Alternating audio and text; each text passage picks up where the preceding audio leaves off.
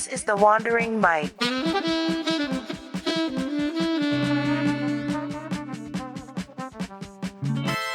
Welcome everyone to the Wandering Mike.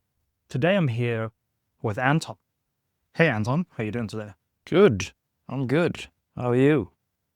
Yeah, not too bad. Nice. Slept a bit actually. Just woke up. Okay. So we don't have to tell the people how. Yeah, I want to do the same. Yes, yeah. Yeah, so I'm excited for our talk today. Well, as always, don't know what we're gonna talk about, but to give the people a bit of a picture, if you just want to introduce yourself, maybe tell us where you're from, and anything else that you might feel important. Can be super short, can be super long, whatever you want. Well, I'm Anton, as I said. I'm Swedish. In Australia now. Came for the second time on my first visa here now to complete my days. Running out of time, I felt like. Wasn't supposed to come back, but I decided to do that anyways. So now I'm trying to get them done as soon as possible, and I came here. And then, yeah. Fair enough. So, why did you come to Australia in the first place? Because doing these, especially doing these in the hostel for some time now, obviously there's reasons that are the same, but sometimes people have different reasons as well. So I'm just wondering. Yeah, I always liked Australia. I remember thinking when I was like 15, 16, as soon as I finished school and stuff, I want to go to Australia for some reason. I don't know why I got stuck. I think my uncle went to Australia once, and maybe it's just always been in the back of my head. And then me and my friend last fall went to Southeast Asia traveling, and we met these British guys that we traveled with. And then one of them was supposed to go to Australia. I was supposed to go home in February, but I decided to go with him. And then I just really enjoyed Australia, and I stayed with him close to Sydney for 3 months, went back for the summer, thought that was it. And then I decided that I wanted to come back because I really liked Australia. So it was kind of a coincidence, just meeting him. So just so I also get the logistical picture, so you came over already on the working holiday, or were you a tourist the first time? Working holiday. Working holiday. Yeah. So that's kind of what you're talking about. You then went back to Sweden, thinking, well, I'm not going to use it anyway. And you're basically still in your first year now and have to like finish the days before it expires. Exactly. Yeah. Right. Exactly. Yeah. So coming back this time round, how long do you feel like you're staying this time? I think I'm staying longer. I'm thinking about staying until my visa runs out, and then maybe treat myself to a holiday, and then come back and start my second year pretty soon. Maybe after summer. I don't know what's coming up. I don't really have a plan for it, but I feel like I want to do all 3 years. That's what I feel like right now. So yeah, we go somewhere else. Maybe see if I can find. Yeah. Well, either I do my second year and I actually do the farm days, or I just find some work, because it's good money to be made in Australia, I feel like. Yeah, that's actually one of the major reasons, because just last week, it is kind of funny that you're the very next episode after Harry. Yeah. Because just last week with Harry, we were also talking about that for a lot of British people in particular, but I guess for everyone, like money is also part of the reason to come here, because it's just compared to England anyway, it's paid way better. Yeah. But it actually gets me to a question, because being from Germany, like Central Europe, we always kind of see the Northern European countries as being economically stronger than we are. So isn't it like well paid in Sweden as well? No, I would say Sweden is. I wouldn't know which to compare it to, but if you compare it to the other Nordic countries, if you got Denmark and Norway, they definitely live up to that stereotype of Right. being paid well, and Finland as well, I would say. Sweden doesn't have any minimum wage and stuff, and I think during the last years we're not keeping up at all. So no, I make a lot more in here in Australia at the moment than I do back in Sweden. The funny thing here as well in Australia is the money goes so much further. Even now, being here working on farms, we get what is minimum wage here in Australia. Yeah. So you can still save money. Like everything is also cheaper. All expenses are cheaper. Say the only thing that we actually beat Australia in is probably housing. It's very easy to get a place to stay, even in Stockholm. Still for young people, which is a problem that a lot of Europe has that we Yeah. don't, I would say. Yeah, Yeah. that's actually, and it's a problem in Australia as well. Yeah, But exactly. So that's the only thing I think we've got point to take from Australia. Otherwise, I'd say no. It's both cheaper and you earn more. Yes. actually, because obviously you want to earn good money and you want your money to go further. But to me, the housing thing is actually a big thing as well. Like because it's in Germany one of the biggest problems that we have. So why do you think it isn't a problem in Sweden? Do you still have a lot of space? Did the prices just never go up? Like why is it still affordable in Sweden? I think our government has been pretty good at that and not letting us down, not allowing people to buy houses as free as they want to and just exploit the market when it comes to housing. I think they've done very well. Stockholm, especially if you're from Stockholm as a young person, you get to go on the list. You pay about 10 euros a year to go on a waiting list for an Right. apartment in Stockholm. And you usually get one within 3 years of turning 18 at a very cheap price in Stockholm. So they prioritize the people that are from Stockholm.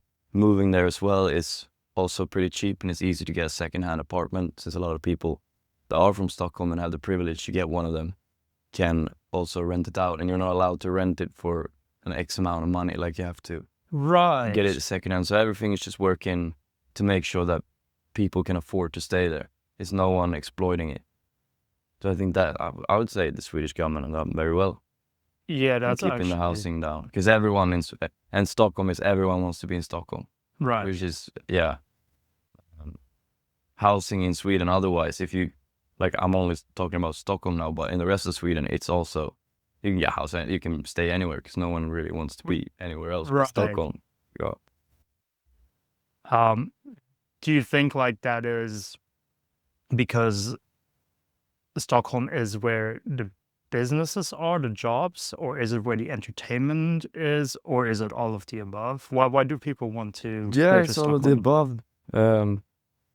Obviously, we got other cities, Gothenburg and Malmö and all these ones, but it's just a very few amount of those kind of cities compared to Germany that has, I don't know how many cities you have with over 100,000 people. Yeah, quite a few. Yeah, Sweden, yeah. It's just not that many, and there's nothing really to do in the other, like Sweden is pretty boring, and you got 50% of the country pretty much. It's just forest. So yeah, I guess people wanna, yeah, it's all of the above, I would say. Well, everything. It's, was that a thing that always existed, or do you think, especially in the younger generation, it's a thing of wanting to live more in the cities? Maybe the people were more content to live in nature before, or has that just always been Yeah, like I this? would. Yeah, I would agree with you. I would say more and more people want to go to Stockholm. So yeah, might eventually become a problem because there's a lot more people coming into Stockholm than going out. I think the younger generation wants to be there as well. Um, it's a lot more trendy. You Right. got more. Yeah, it's just yeah, definitely has changed from being before where people might be satisfied with staying somewhere else to now people wanting to. Well, I mean, with social media and everything, you can see what's actually going on in Stockholm, and you see that okay, well, I want to live there, and Yeah. it's kind of cool to be from Stockholm, and I don't know, it attracts people a lot more these days, I would say. It is a funny thing with with social media in a sense, because maybe the ignorance is what kept us more happy in some situations, like people just living out on the Swedish. Well, I'm just gonna take your word for it. Forest. I don't know if all of it is forest. You have like mountains and lakes as well, but um, because Mio, when he was on the podcast, he also told me how he actually came to Australia, which he saw Casper post on social media saying, "Hey, I'm doing this now," and then he realized, "Oh, that's something I would want to do." So Right.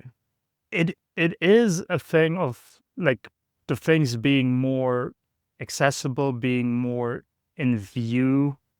And I also don't know if you just ended up here, but I actually found out from Ellen that a lot of the Swedish people are here because of her TikTok, her Instagram, and it's um, like here, especially in the hostel, because she's been posting about it, and then people are like, "Oh, where was the hostel that you kept posting?"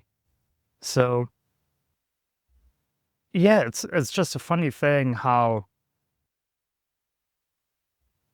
it just shows us more options, which is a good thing, but maybe it also just we would be happy otherwise instead, if you know what I mean, right? If I didn't see all these things, I don't know if no, actually, not that I'm saying a lot, because I didn't have all that, and I still knew I wanted to go somewhere. Mm. But yeah, I don't know. I do feel sometimes though that with social media and seeing all these other things, we get aware of that there is a lot of options. Yeah, exactly. Yeah, you get to see what's out there. The world becomes a lot smaller with social media, I would say. Yeah, Yeah. Um. which is a good thing. So, I mean, yeah, it's easier than it's ever been for people to actually get around and see stuff. Yeah. Like you can leave your home and actually see the world. Which I would say we were very lucky to be able to do in modern times. It hasn't been like that forever. Like a very new thing to Yes. be able to actually go to places. Like because as when I was in Southeast Asia, which now is like 8 years ago, 8 9 years ago. Yeah. Um. I talked to older people there as well, like people in their 50s and 60s, and they were telling me how they were going there in the 70s, and it was basically a complete adventure because they Yeah. were like you said, like no one was doing it, so the few people that obviously were still doing it, because a few people probably would Yeah, always those do were the it. cool ones, the ones who we traveled on in the 70s. Like they just really went out there. It's like for us to go to, Yeah. I don't know. Yeah. And with social media, with all this stuff as well, with the internet and stuff, I guess it takes away some of the spark. I mean, you can never go to a place pretty much and just have no idea how it looks like. Yeah. Like you've seen pretty much, you can have a hard time finding places like that. But for them, like they didn't have much of an idea at all of what the place looked like. They just stories and stuff. And yeah, and you just immersed yourself in it more as well. Yeah. Because the the only country that I now actually have comparison, because I did go back this time round, is Bali. Yeah. So when I was in Bali 8 years ago, I uh well, I'm pretty sure I had a phone back then, but it wasn't. You didn't have the mobile data, Right. because it just wasn't a common thing. So you go there and you basically can't use your phone because you don't have data. So you have to just walk around. You have to ask, "Hey, where can Yeah. I eat?" Oh yeah. And this time, when I went to Bali half a year ago, I just had Google Maps, and then I was like, oh, restaurant here, restaurant Yeah, there, it and just makes it. Yeah, it and just takes away a lot of the magic. and you sit at home, and for 30 minutes you figure out, oh, Which one is good? You go into Reddit and shit and ask people that have been there, like, what is a good restaurant, instead of just going out there. and just Yeah. just Or exploring. actually asking the locals who know. Yeah, it definitely changed the experience. It made it easier in a sense, but it did, like, by making it easier, lose a lot of the Yeah. like experiences that you had before when you traveled. Yeah. You're just doing what other people have done before you. Doesn't. And Yeah. yeah, yeah, Trip that's doesn't become as original. What do you call it? Yeah, it does. Yeah. yeah, I know You're just exactly what taking you what mean. other people have already done pretty much the whole trip. That's what I did in Southeast Asia as well. Me and my mate figured that out, that we're actually just going after what other people have done. You go to the same places. Right. You look at this, okay, this is the route you're supposed to take to go to Vietnam. This is the best one, how to do it, which hostels to stay at. So you're actually just copying and doing the exact same thing. So everyone just becomes, it's just, everyone has the same trip. And you meet Yeah. people and they're like, okay, I did this stop, this stop, this stop, this stop. They're like, yeah, everyone did those stops. That's the only stops we did, yeah. So that is a bit boring, I would say. Yeah, that's always yeah, it's always a thing you have to figure out, because every time I go somewhere, I don't usually plan. I'm because I don't really like planning my travels, but especially in the last years, I've become more and more, because then you think, or at least I think, like, oh yeah, I'm going to the place. I do kind of want to see the things you should see, and then Yeah, you just of Google, course, yeah. or now I guess you would ask ChatGPT, but back you Google, like, what things to do in Hanoi, Yeah, and then just by doing that, you already get that, like, yeah, it's not your own trip anymore, because yeah, then you have other people say, you have to see this, you have to go there, you have to. yeah. It's not an old trip, but yeah, exactly. It takes away all that. But then on the other hand, you're just gonna go to Hanoi probably once in your life. So you want the So you best, want and it's actually advice that is what is supposed to be the best things to do. Like, it's not just you got 100 people that have tested it already, and this is the best. So you're probably gonna have the same experience and actually enjoy it. Yeah. So Um. So when you went to Southeast Asia, what countries did you go to?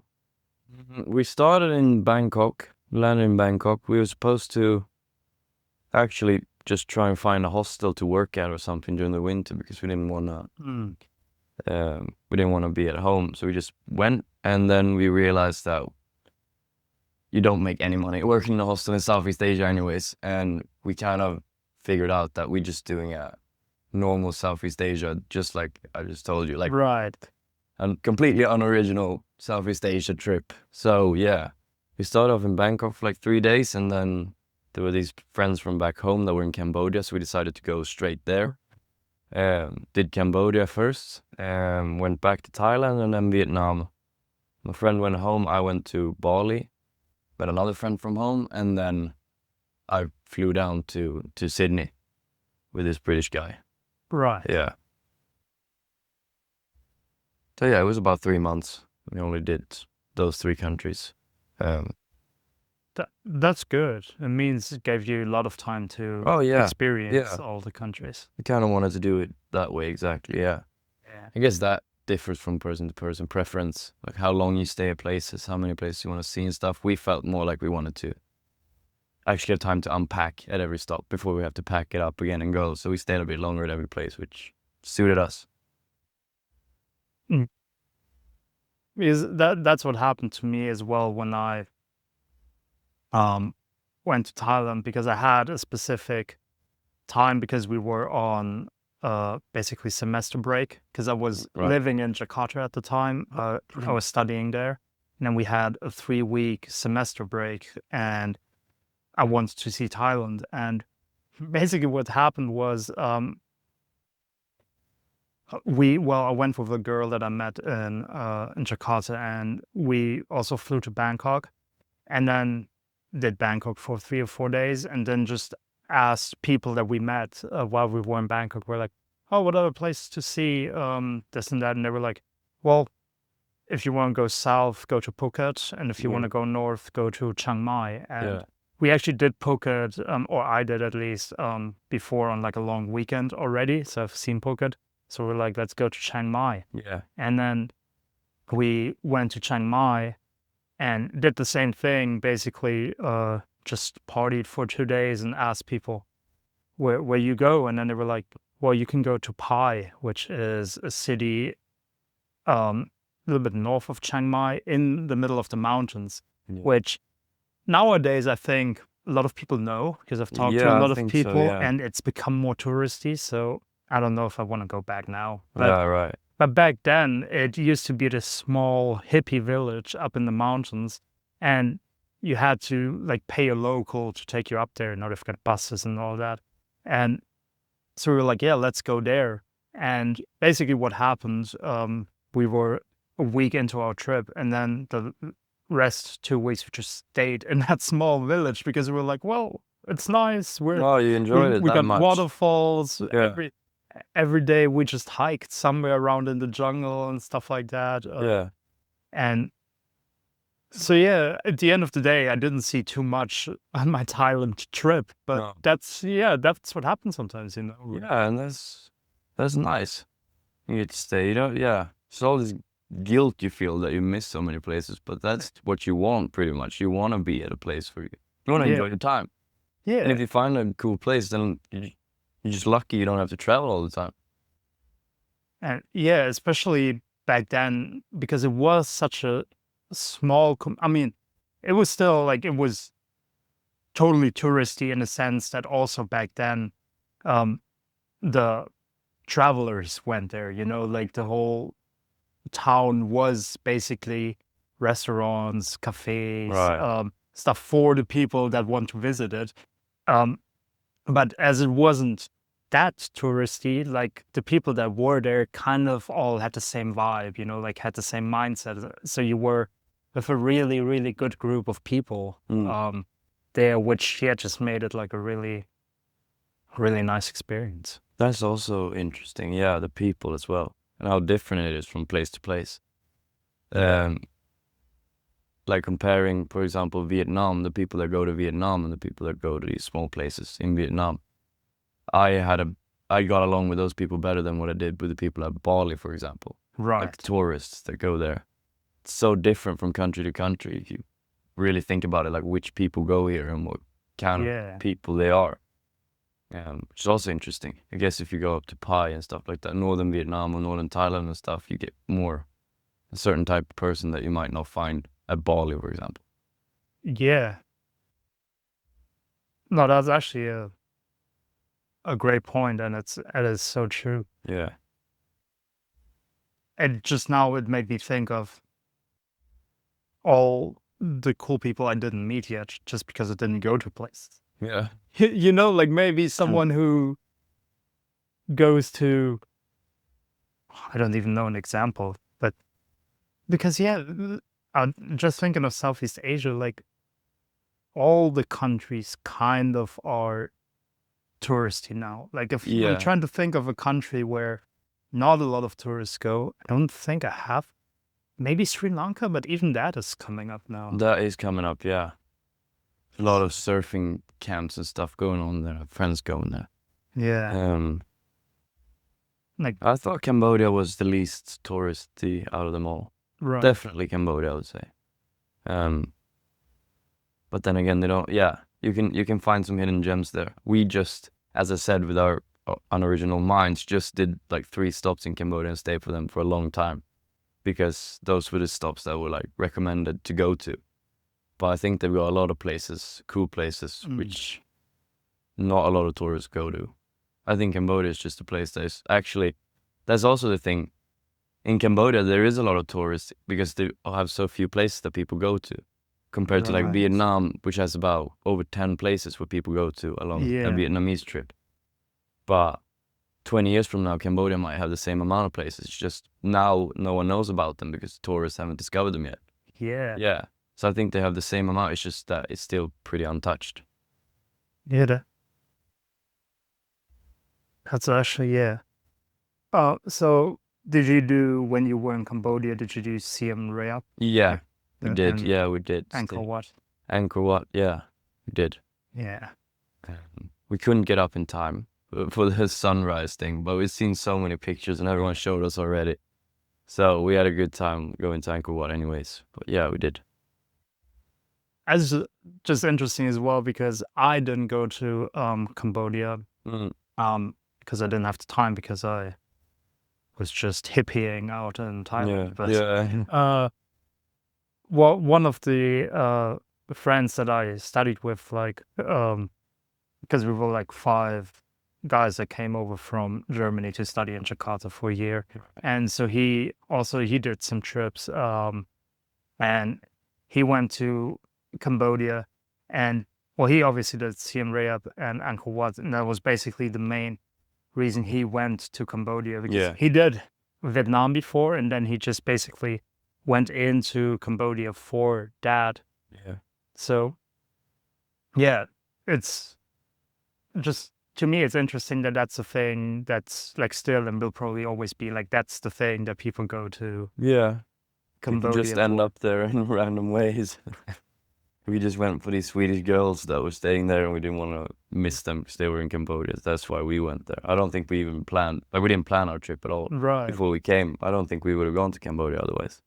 I think we might have gone to Philippines or something, like some normal, yeah.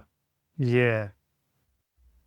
But it is supposed to be like a really cool, like, what is it, a temple? Is it a city? It's like a Yeah, it's a whole it's a city. city temple, yeah. Yeah. Well, what would you say? A city of temples, an old ancient city of temples, yeah. Right. You got the big one and then you got, yeah, it was a huge area.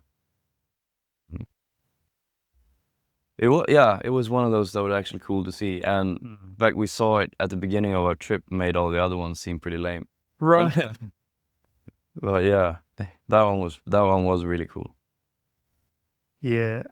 It's amazing how they build all this stuff. Or by hand. Like how can you, and there's so many of those temples. Yeah, I kind of want to see it now. Yeah. Because I've also never seen, I mean, I obviously seen the Tomb Raider movie, the one with Angelina Jolie, Right. where they do film it over there. But yeah, because to me, it's always like, it's obviously 2 different things in 2 different cultures, but it's like the Machu Picchu of Southeast Asia. Yeah. So I kind of would want to see that. Yeah, that would be a good place. Cambodia was amazing to go to. So yeah, I recommend that. You're close now. Yeah. Yeah, no, when I come back from, because now I'm going back to Germany for Christmas anyway. But when I get back, I'll go back to Bali. So that I kind of have that option open to go travel before I go back into Australia, and then my second year officially starts. So,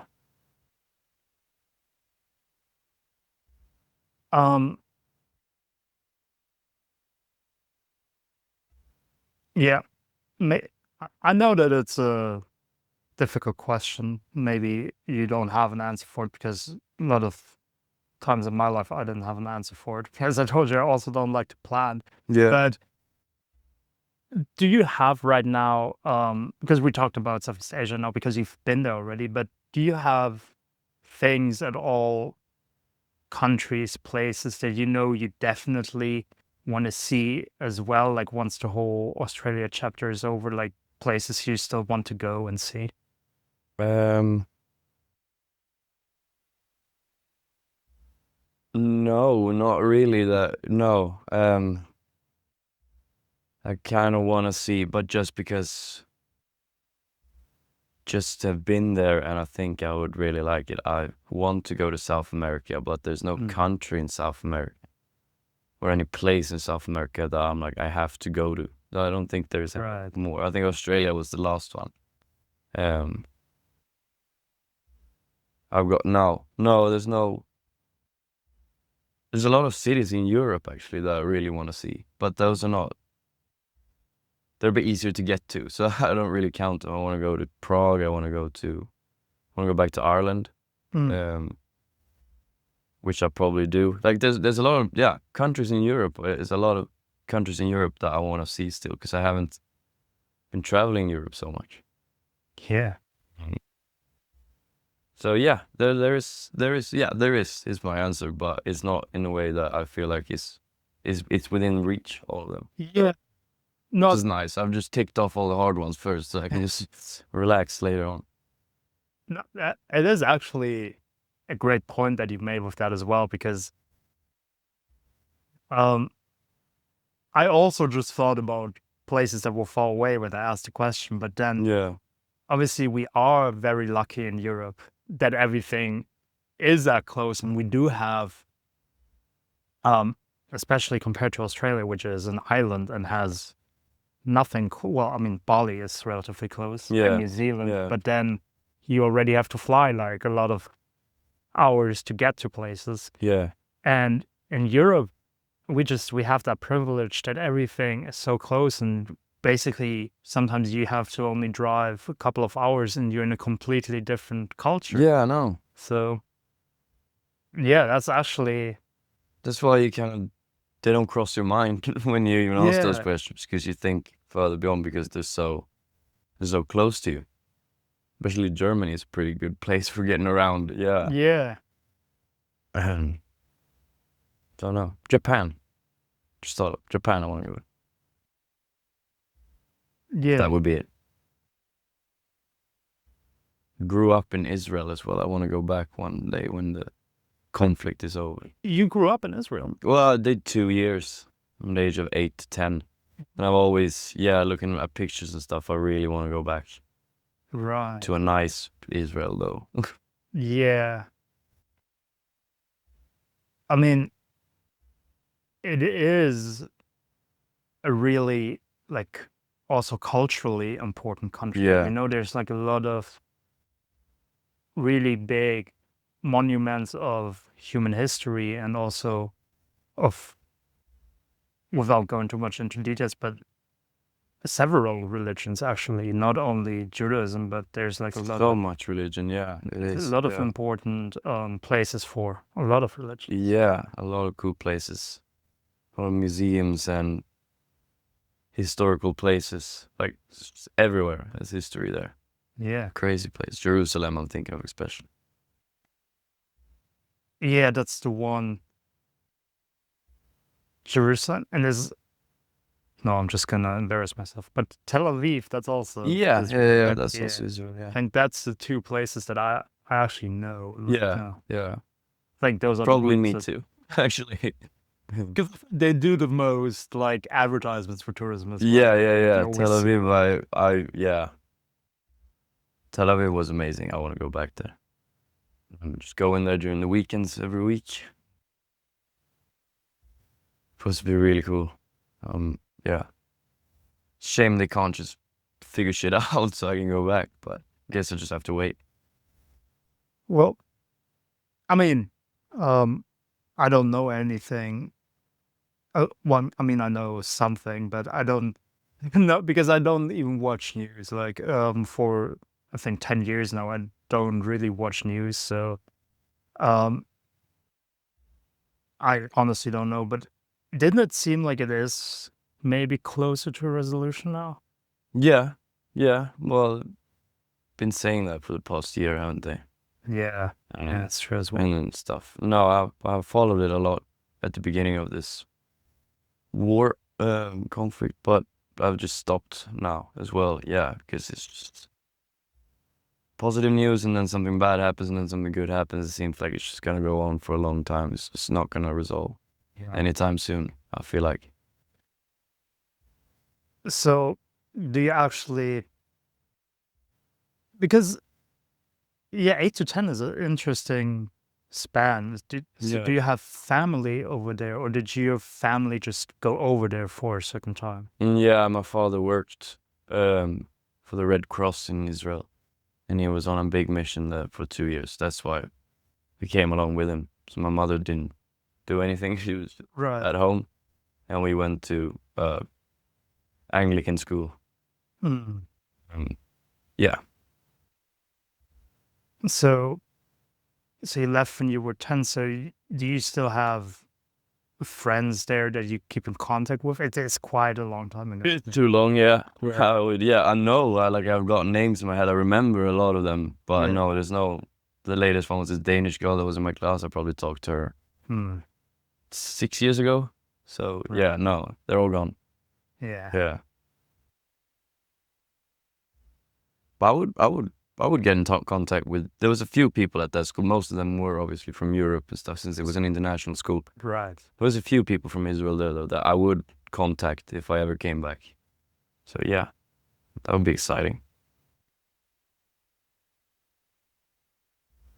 And another country where you said, again, you said Ireland. So Yeah. is that also where you spend some time, or did you just have a good vacation? Yeah, that was, yeah, I actually just had a good vacation there. There was actually a guy in my class in Israel that I met that was Irish. So I went to him the next summer and stayed the summer with him. So I was 11 at the time, in Dublin. But I don't think that sparked a lot of that. I just want to really go to Ireland. I can't compare being 11 in Ireland to going now. Of course. So no, I just really want to do it, which is what we're probably gonna do this summer. My father, for some reason, just called me a week ago. I've been talking about wanting to go to Ireland for a long time, and it's like, me and your mom are going around Ireland this summer. If you want to come join us, I'm probably gonna do that. Well, there you go. Yeah, Nice. that'd be nice. Yeah. But yeah, I would say if you're Irish, I don't know. If you're 11, you probably also already drink, so the experience is probably. Yeah, exactly. Yeah, I just want to go back and get the nostalgia of those first pints. Exactly. Yeah.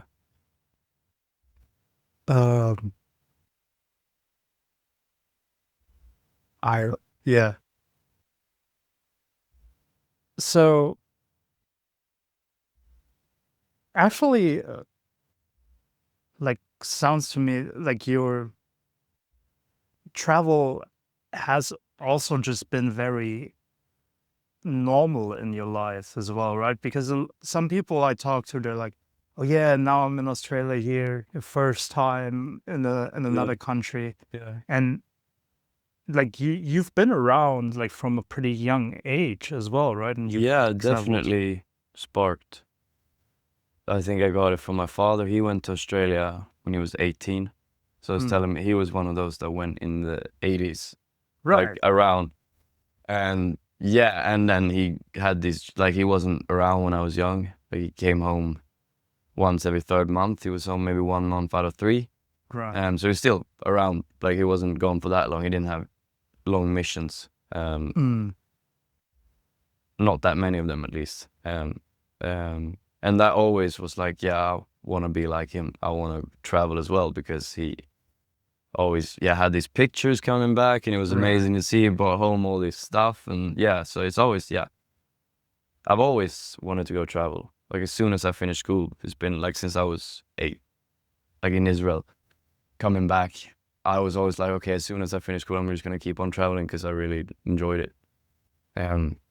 So definitely, just been around me all the time that I like travel. Yes. No, because also I found it relatively atypical at the age of 11 to like fly over to Ireland and just be with a friend. Like, it's not a thing that a lot of people already get to experience at that age. You know? No. It's quite nice. Yeah, it was nice. Yeah. So your father, he saw like probably a lot of like also not typically tourist places then, right? If you Oh traveled no, just across. he's been a lot in Afghanistan. Cameroon was one of his places as well, and now he recently came back. He was 2 years now in South Sudan. Yeah, so he's going to like the worst of the worst, pretty much. Yeah, he just came back from that. Yeah, It's not the kind of nice places to go. I don't know how it ever sparked an idea for me to go traveling. Like doing what he did for the past 2 years was just sitting locked in pretty much. And then he goes around in these big tanks and probably doesn't see very nice things. So no, yeah. But also a very rewarding job, I would say. It's cool. Yeah, definitely. Yeah, it's a rewarding job, but it's a very hard job to do. Yeah, It's just like, yeah, a lot of respect yeah, for doing a job like yeah. that. Yeah. Um, I guess it is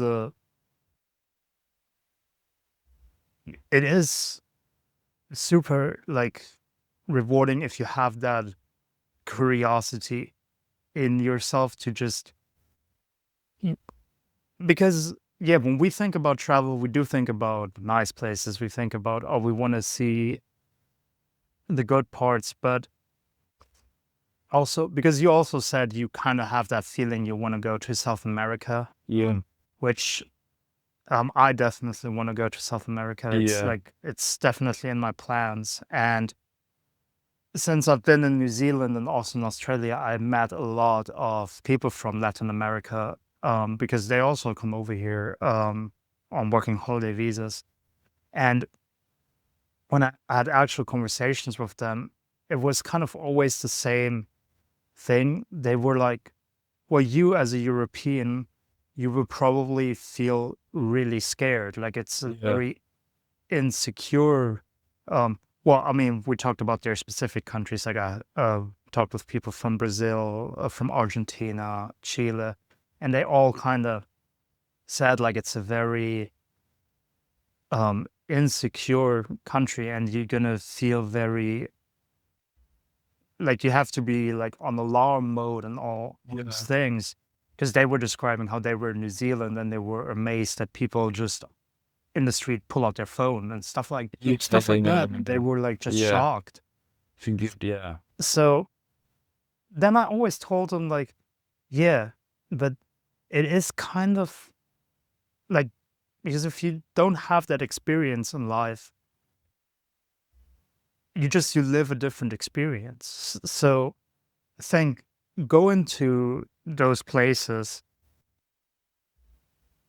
just to like feel the thing that millions of people in those countries feel every day will like enlarge your mind again and will like definitely help you to see 100%. the bigger 100%. picture Yeah, 100%. of what's going on. Yeah. Yeah. To be in areas. Yeah. Really just get out of your comfort zone and in such a safe way do it as well to get that. Exactly. I Yeah, think we need it. We're a bit too comfortable. We are a bit too good maybe if we have to get out there. The worst thing can happen is you lose your phone. It's right. pretty chill as well. It's fine, yeah. Which you know a lot about. So Yeah, exactly. Yeah, so it's fine. Yeah. um, yeah, actually, because we talked about it. Yeah, I think it was yesterday, but yeah, I think it was yesterday. That we talked about um you not having a phone for quite some time now, maybe even a month or so. Has it Yeah, it's been a been month? about 6 weeks, I think. Yeah, right. Yeah, you just happen And the first week of work, yeah. so, because it kind of like brings us full circle with when we started about different countries and the experience being different now with our phones. Yeah. And obviously, you're not traveling at the moment because you have your home base, you have your Yeah, work yeah. and all that stuff. But do you still feel like you have a different experience now, not having the phone? Do you feel like maybe you don't, but do you feel like your experience in the last 6 weeks would have been a different one if you had your phone on you all the time? No. No, because I've never been, when I have a phone, I don't really use it that much anyways. Like it's not Right. like I've gone through like this addiction thing, phone addiction thing, where I've just lost my phone, being one of those people that are always on it and had a really hard time. It doesn't really do any difference for me with the phone or without. It's just nice that I don't, because I usually just, the phone just makes me angry having it in my pocket and then going into Instagram or something, then putting it down, Right. and then it's back up again 1 second later, and I just, yeah. And also it's one thing less to keep track of. So it's, yeah, Sure. yeah. So no, nothing's really changed. I'm looking at phones right now because I feel like it's a bit, yeah, people want to reach you as well. Yeah. So it's more for other people. I would love to just, I can't do it when I leave Bundaberg, obviously, but for here, being here, I'll probably get another phone now in the coming week, just so people can reach me at work as well, so that people know where I am and stuff. Because Right. yeah, it's just, yeah, it's not really 100% fair to everyone else. Does that that I'm just- happen? You just get lost in the fields and No, not really. It's just annoying for Nick. Now I've figured it out with the alarm clock having it, and yeah. me and him don't work together. But I felt kind of bad for him the past couple of weeks because dang. I always have to ask him what time it is and stuff like Right. that. And so yeah, might be good to get one. Need one anyways when I leave, so I might as well just get it now. It doesn't Yeah. make a no, difference. yeah. But yeah, it's a reoccurring thing that happens. Phone just always getting lost. Because you said it's more for other people wanting to reach you. And I mean, you sound like you just, I mean, in a good way, like honestly, in a good way, like you just don't care about a lot of these things. But I always feel like, as well, with having the phone, it's like people expect you to be Yeah. reachable Yeah. every second of the day, which Yeah. obviously for the longest time in human history wasn't the case. No. Like people never just expected to be able to have a conversation whenever it suits them, pretty much, you know. Right. And now with the phone, it's like, oh, I sent you a text 6 minutes ago. Why didn't you answer? Well, I was doing stuff. Like, Yeah.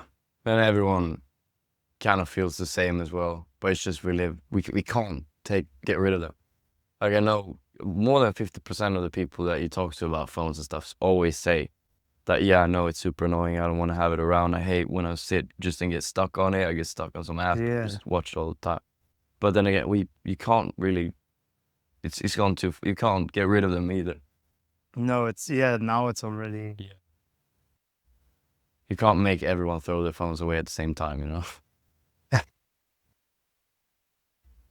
Especially, well, I mean, I guess again, you're the example that it does work without, but Yeah. all these things that the phones do make it more convenient for, because, like, for example, for 2 years now, I probably haven't been carrying my physical bank card. Right. Just have the Yeah, phone. yeah. You know, just stuff like that as well. And you just implement it into more and more parts of your life Yeah. that, yeah, it just feels like it would just be impossible to take away again. Yeah, everything is on it. You got everything on it. Yeah. I It's mean, the only thing you really need. you're using it as a camera, which I don't know if people nowadays remember, but was its own thing at some point. You know, like you had an actual camera, Yeah. and now it's just the phone that has a built-in Yeah. camera as well. Yeah. It's just, yeah, I mean, it's in a lot of ways a very good thing. It's a very nice and practical thing for people to have and help them in their lives. But then it has these things where it's just completely distracting and is like probably taking our focus away from things that are happening around us as well. Yeah, it's just too big a part of the phone is just entertainment and distractions, pretty much. All the good things are there and you need them, and the rest is just to keep you occupied for the rest of the time, pretty much. Yeah.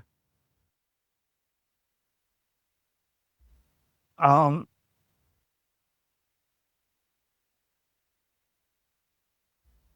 So I guess we're almost at the hour mark. So do you, because we talked a lot about Europe as well, and places you used to want to see in Europe and all that. So in the long term, do you feel like you're gonna be living in Sweden? Yeah, I do. I don't know. I guess if you meet someone and I'm not like I have to. Some people are like, yeah, I have to live in the country. I Yeah. have to live in Sweden or whatever country they're from. Not like that, but yeah, I do see myself living in Sweden. Definitely. And would that also probably mean Stockholm for you now? I grew up about 1 hour outside of Stockholm, which is like perfect distance. I would want to move back to the same place I grew up at. Like we can get Right. into Stockholm pretty easily, but still be out in a small village. So Right. yeah, I would. Yeah, that's where I see myself. So you have like best of both worlds kind Yeah, exactly. Yeah, it's not really. Yeah, honestly, it's not actually Sweden that I see myself growing up in. It's the same place that I grew up in that I see myself growing up with. Anywhere else in Sweden would be the same as Australia, pretty much. Honestly, so it's just True. yeah, it's just I like the place I grew up in, that area. I know a lot of my friends are gonna live there as well one day, so that would be nice. That's the place where I would want to live. But a lot of people say that, so you have to have a partner that agrees with you. Which we'll see how that goes. But yeah, ideally that's where I wanna live. Yeah. But I mean, yeah, and like you said as well, like in life, anything can happen. But it's just interesting to hear the plans, like Yeah. sometimes. And yeah, I mean, I guess I'm asking all these questions as well because I don't have plans. So I'm No, just you trying don't to wanna. I'm trying to get inspired by other people's plans. But no, for me, it's like I'm pretty sure that I don't want to go back to Germany. Yeah. And all the countries that I've lived in so far in my life, which actually been a few by now, Yeah. I like them all and they all have like good things to them. So I'm yet to find the country where I'm like, hell yes. Yeah. Like, Yeah. maybe Portugal is the closest to that, but then Okay. again, I really like New Zealand as well. Yeah. But then you also have to, because I think practically speaking, like you have to take into account how easy it is, and for us being from Europe, well, actually, Sweden is in the EU, is it? Yeah. Yeah, it Yeah. is. So sorry, yes, not very. Like I said, I don't watch news, so I don't Yeah. know a lot of that stuff. Um, so for us, obviously, it is way easier if it is in our home country to go into a country that's part of the EU. Yeah, It's it's way easier definitely. than just saying, "Oh, I want to live in New Zealand now." No. Well, how? Yeah. How are you gonna make that work? Yeah. Um, so maybe because of that, Portugal is still Okay. the one Yeah. I like that. where it seems like. Yeah. But yeah, then again, I have a lot of places in Southeast Asia that I would want to stay as well if I could. But then again, like you can't. No, it gets a bit tricky, doesn't it? And then in Thailand, you can't even own property if you're not Oh yeah, I know they're from very Thailand. strict with that sort of stuff. Yeah. Yes. So yeah, it's all these things. Um no, so yeah, definitely Portugal is a good place though. That yeah, seems like it would be pretty nice. There's also a place I want to go to, Portugal. Never been. you should go. Yeah. To really um I mean I lived in Lisbon, but I also when I had holidays I went to the south, I went up to Porto and seen a lot of the country on my days off. Right. But yeah, to me it is a perfect, because I like the climate, obviously. Like Yeah. it's nice and mild climate. And the people are all lovely, and it's the compared to Germany. I don't know how it is in Sweden. Maybe they have a better like balance and that sort of thing. But in Germany, you basically you wake up, you go to work, you go back home. Yeah, our balance is not better. Maybe on the way back, you go to the grocery store. Right. But Yeah. Yeah. that's about. And in Portugal, you